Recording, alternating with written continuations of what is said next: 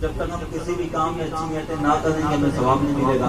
ہم خواہ ہزاروں لاکھوں روپے اللہ کی راہ میں صدقہ کریں یا دن رات نوافل پڑھتے رہ جائیں یا تلاوت قرآن پاک کرتے رہیں، لیکن جب تک اچھی نیت نہیں ہے ہمیں کسی بھی عمل کا ثواب نہیں ملے گا. تو اس لیے جب بھی کوئی کام کریں تو پہلے کچھ اچھی نیتیں کر لیا کریں. جب بھی کوئی کام کریں تو پہلے کچھ نہ کچھ اچھی نیتیں کر لیا کریں، انشاءاللہ ثواب بڑھ جائے گا. تو میں نیتیں کرواتا ہوں، آپ نیتیں کر کے انشاءاللہ بھی کرتے جائیے کہ اللہ کی رضا پانے اور ثواب کمانے کے لیے بیان سنوں گا انشاءاللہ. جو کچھ بھی بیان ہوگا اسے یاد رکھوں گا اور اسے دوسروں تک بھی پہنچانے کی کوشش کروں گا انشاءاللہ.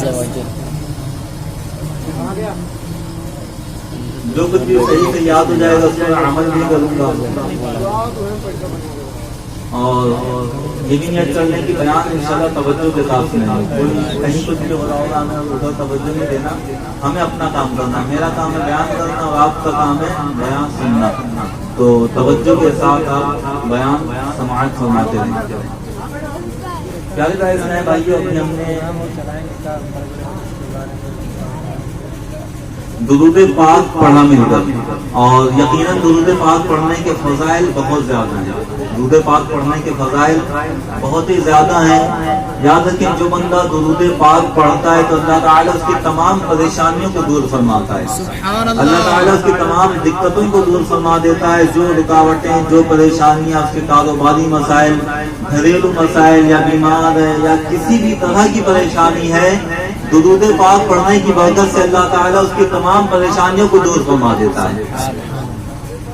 تو ہمیں یہ کوشش کرنا چاہیے کثرت کے ساتھ درود پاک پڑھیں. حدیث پاک ہے، نبی پاک صلی اللہ تعالی علیہ وسلم نے ارشاد فرمایا کہ جس نے مجھ پر 100 مرتبہ درود پاک پڑھا تو اللہ تعالیٰ اس کی 100 حاجتیں پوری فرمائے گا. سبحان اللہ.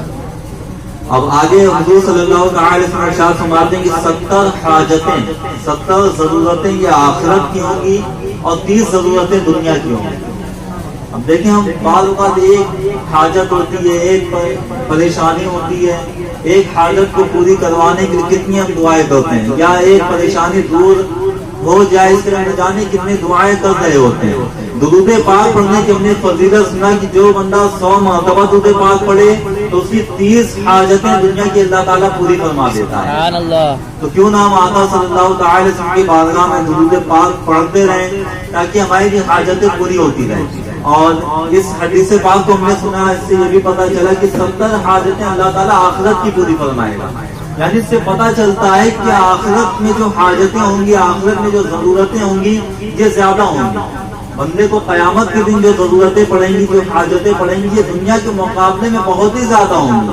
تو ہمیں چاہیے کہ جتنا ہم دنیا کے لیے کوشش کرتے ہیں، دنیا کی حاجتیں پوری کروانے کے لیے دعائیں کرتے ہیں، دنیا کی پریشانی دور ہونے کے لیے ہم دعا کرتے ہیں، تو ہمیں چاہیے کہ اس سے کہیں زیادہ آخرت کی پریشانیوں کے لیے ہم دعا کریں کہ اللہ تعالیٰ میں آخرت کی پریشانیوں سے نجات عطا فرمائے، آخرت کی دقتوں سے نجات عطا فرمائے.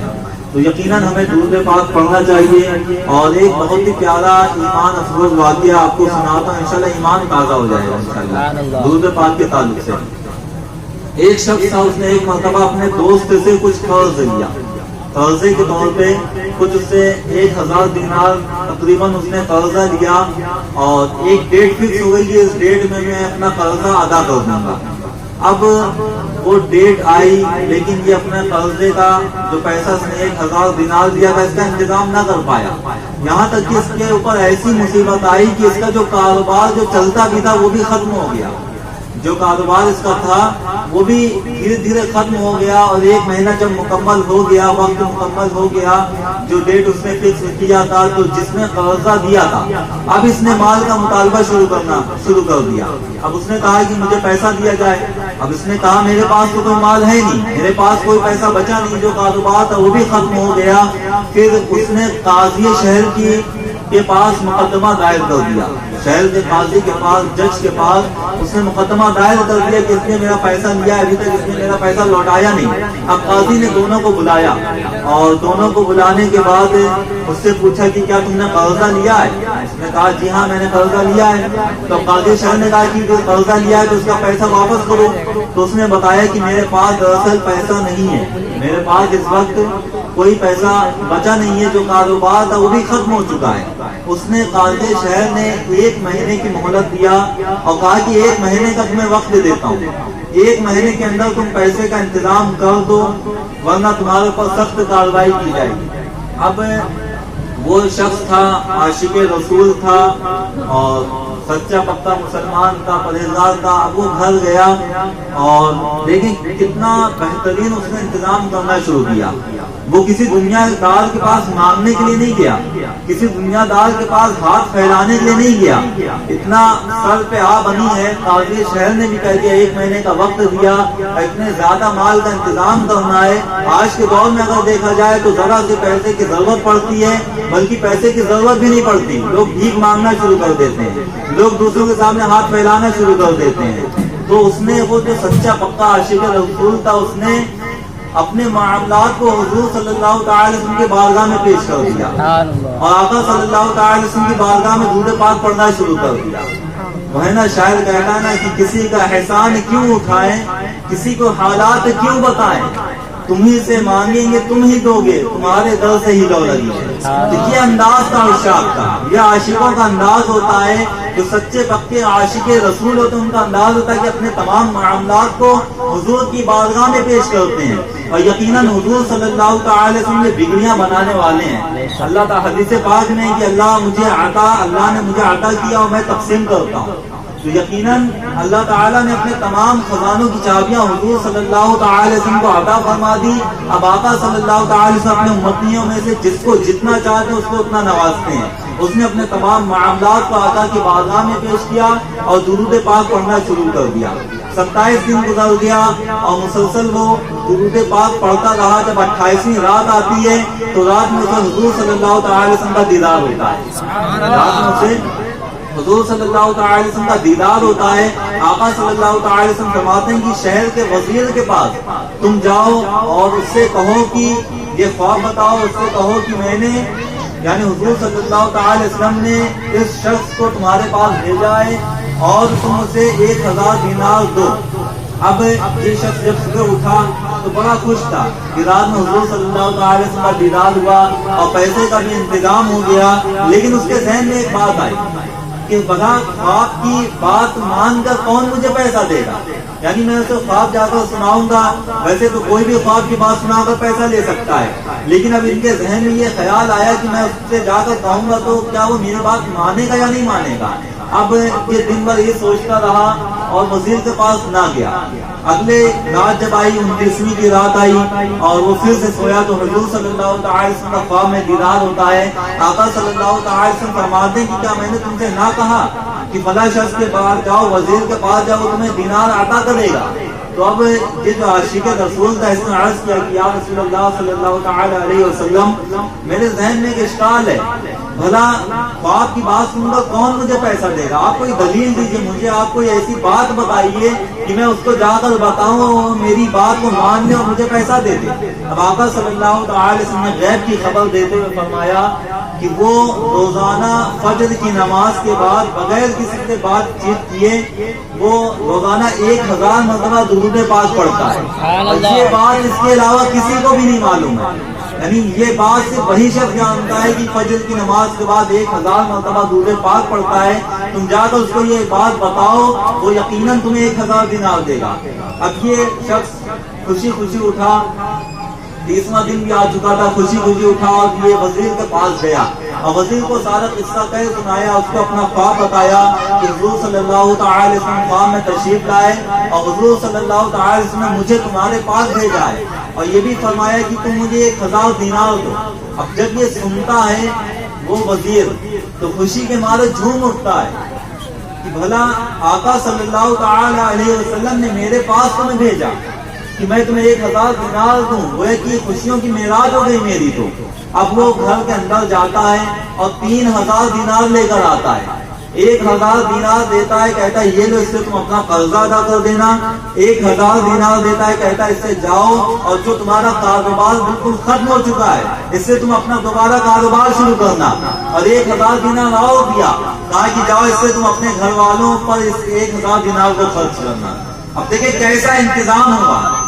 آقا کی بارگاہ میں اپنے تمام معاملات کو پیش کیا. آقا صلی اللہ تعالی وسلم کی بارگاہ میں حاضر ہو گیا اور آقا صلی اللہ تعالی وسلم نے ایسا عطا فرمایا کہ 1000 دینار لینے گیا تھا، لیکن آقا صلی اللہ تعالی علیہ وسلم نے 3000 دینار عطا فرمایا.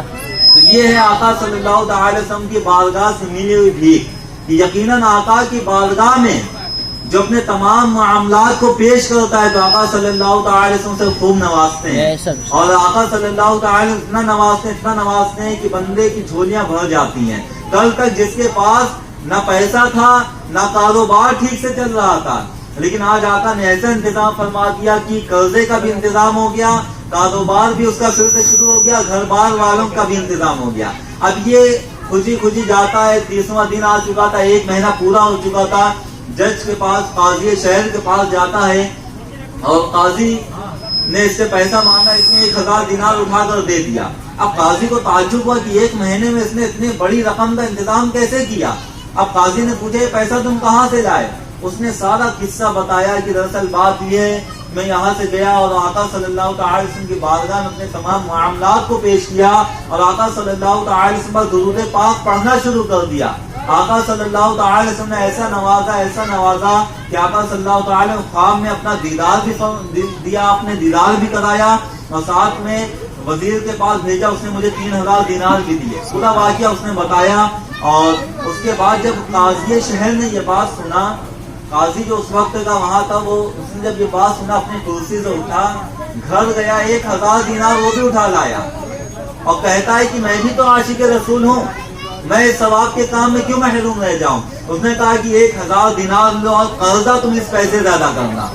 اب جس نے قرضہ دیا تھا، جس نے مقدمہ دائر کیا تھا، وہ بھی بات سن رہا تھا وہاں پہ کھڑے ہو کر. اس نے کہا کہ میں بھی تو عاشق رسول ہوں، میں کیوں پیچھے رہ جاؤں. اس نے کہا کہ کاغذ قلم لایا جائے، میں نے اپنا قرضہ معاف کر دیا. کیسا انتظام ہوتا ہے آقا کی بارگاہ سے.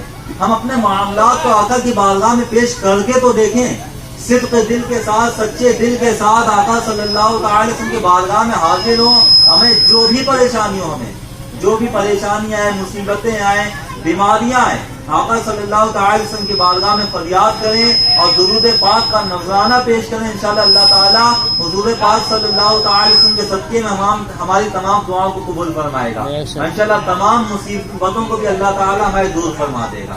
تو بس نیت کر لیں کہ انشاءاللہ ہم بھی کثرت کے ساتھ درود پاک پڑھیں گے. ہر ایک نیت کر لیں. دیکھیں آج ہم نے درود پاک پڑھنا بہت کم کر دیا ہے. آج اگر دیکھا جائے درود پاک ہم بہت زیادہ دور ہوتے چلے جا رہے ہیں. ہمارا ایسا دن بھی گزرتا ہوگا جس میں ایک مرتبہ بھی حضور صلی اللہ تعالی وسلم پر درود پاک نہ پڑھتے ہوں گے. ایسا دن بھی ہمارا گزرتا ہوگا. جبکہ ہمارے اسلاف، ہمارے صحابہ کا انداز یہ تھا کہ فرائض اور نوافل کے علاوہ جتنا وقت ملتا تھا سب میں حضور صلی اللہ تعالی وسلم پر درود پاک پڑھا کرتے تھے. تو ہمارے پاس بھی بہت وقت ہوتا ہے، بس تھوڑا ذہن بنانے کی ضرورت ہے. ہم مسجد جاتے ہیں نماز پڑھنے کے لیے، مسجد سے گھر آتے ہیں، اپنی دکان پہ جاتے ہیں، دکان سے گھر آتے ہیں، گھروں میں بیٹھے ہوتے ہیں یا کہیں روڈ پہ بیٹھے ہوتے ہیں، دوستوں میں بیٹھے ہوتے ہیں. ہماری زبان خالی ہوتی ہے. ہماری زبان، ہم کام کر رہے ہیں، زبان کا کیا کام ہے؟ ہم ڈرائیو کر رہے ہیں، گاڑی چلا رہے ہیں، کار چلا رہے ہیں یا کوئی بھی کام کر رہے ہیں. اس وقت جب ہماری زبان خالی ہے تو ہمیں چاہیے کہ ہم آقا صلی اللہ تعالی وسلم پر درود پاک پڑھیں اور کثرت کے ساتھ درود پاک پڑھیں گے تو انشاءاللہ یاد رکھیں کہ اللہ تعالیٰ ہماری تمام حاجتوں کو پوری فرمائے گا. تو نیت کر لیں کہ انشاءاللہ ہم بھی کثرت کے ساتھ درود پاک پڑھیں گے انشاءاللہ. اس طرح نہیں زوردار بولیں تاکہ شیطان بھی سنے، شیطان بھی یہاں سے بھاگ جائے. زوردار انشاءاللہ کے نعرے لگائیں گے، انشاءاللہ ہم بھی کثرت کے ساتھ درود پاک پڑھیں گے انشاءاللہ. ایک مرتبہ درود پاک پڑھیں. صلو علی الحبیب صلی اللہ علیہ وسلم. پیارے پیارے سے یقیناً یہ ماہ میلاد چل رہا ہے اور میلاد کا مہینہ ہے. یقیناً یہ وہ مہینہ ہے کہ جس مہینے والے کے صدقے میں اللہ تعالیٰ نے ہمیں تمام مہینے عطا فرمائے. دنیا کی تمام نعمتیں عطا فرمائی. یہ چاند، سورج، زمین، ستارے، آج ہمارے رشتے دار، گھر بار، بلڈنگیں سب کہاں سے دی؟ یہ سب چیزیں یقیناً حضور صلی اللہ تعالی علیہ وسلم کا صدقہ ہے. حضور صلی اللہ تعالی علیہ وسلم حدیث قدسی میں ہے کہ رب تعالیٰ خود فرماتا ہے کہ اے محبوب، اگر آپ کو پیدا کرنا مقصود نہ ہوتا تو میں یہ زمین و آسمان تمام عالم کچھ بھی نہ بناتا. بلکہ ایک حدیث پاک میں ہے کہ میں چھپا ہوا خزانہ تھا. رب تعالیٰ خود فرما رہا ہے کہ میں چھپا ہوا خزانہ تھا. جب میں نے چاہا کہ اس چھپے ہوئے خزانے کو ظاہر کیا جائے، جب میں نے چاہا کہ مجھے پہچانا جائے، تو اے محمد میں نے آپ کے نور کو پیدا کیا اور آپ کے نور سے تمام عالم کو پیدا کیا. تو یقیناً حضور صلی اللہ تعالی علیہ وسلم ہی یہ تمام کائنات کی تخلیق کا سبب ہے. اگر اللہ تعالیٰ حضور صلی اللہ تعالی وسلم کو نہ بناتا تو یقیناً نہ آج ہمیں بناتا اور نہ یہ کائنات کو بناتا.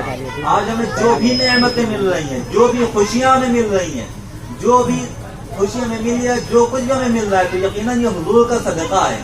تو ہمیں چاہیے کہ جب بھی ہمیں کوئی خوشی ملے، کوئی نعمت ملے، دنیا میں کوئی بھی نعمت ملے، تو ہمیں چاہیے کہ پہلے حضور کو یاد کریں. پہلے حضور کو یاد کریں کہ آج جو ہمیں خوشی ملی، آج ہمارے گھر بچہ پیدا ہوا، ہمارا دل خوش ہے، تو یہ کس کے ذریعے سے ملا؟ یہ حضور کا صدقہ ہے. آج ہمارے گھر شادی ہو رہی ہے، ہم سب خوش ہیں، تو ہمیں چاہیے کہ ہم آقا کو یاد کریں. اور یقیناً میں مبارکباد دینا چاہوں گا گھر والوں کو کہ یقیناً انہوں نے اس محفل میلاد کا انعقاد کیا، محفل میلاد رکھا. اور یاد رکھیں، جو محفل میلاد کرتا ہے، حضور صلی اللہ تعالی علیہ وسلم کا میلاد مناتا ہے، تو یقیناً اللہ تعالیٰ اسے خوب نوازتا ہے. اللہ تعالیٰ اسے خوب نوازتا ہے. ایک واقعہ آپ کو سناتا ہوں کہ مصر میں ایک عاشق رسول رہتا تھا، اور وہ ہر سال بہت ہی دھوم دھام کے ساتھ وہ جشن ولادت مناتا. حضور صلی اللہ تعالی وسلم کا میلاد منایا کرتا تھا. بہت سارے کھانے پکواتا، دعوتیں کرتا، اپنے گھر کو سجاتا، بہت سارے مہمانوں کو بلاتا. اور حضور صلی اللہ تعالی وسلم کا جشن بہت ہی اچھے انداز میں منایا کرتا تھا. اس کے گھر کے پڑوس میں ایک یہودی رہا کرتا تھا. یہودی میاں بیوی رہتے تھے.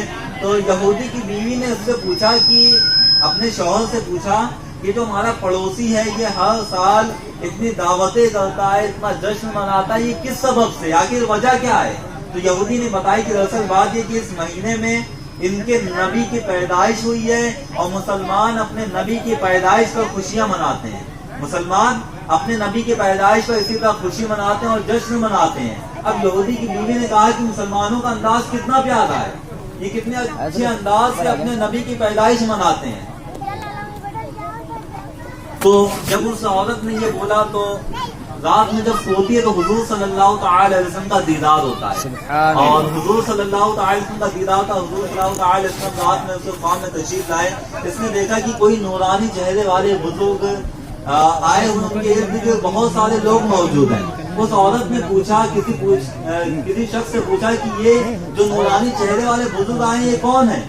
تو بتانے والے نے کہ دراصل یہ نبی پاک صلی اللہ تعالی علیہ وسلم ہیں، اور یہ تمہارے پڑوسی کو جشن ولادت منانے کی وجہ سے خیر و برکت عطا فرمانے کے لیے آئے ہیں اور اس سے ملاقات کرنے کے لیے آئے ہیں.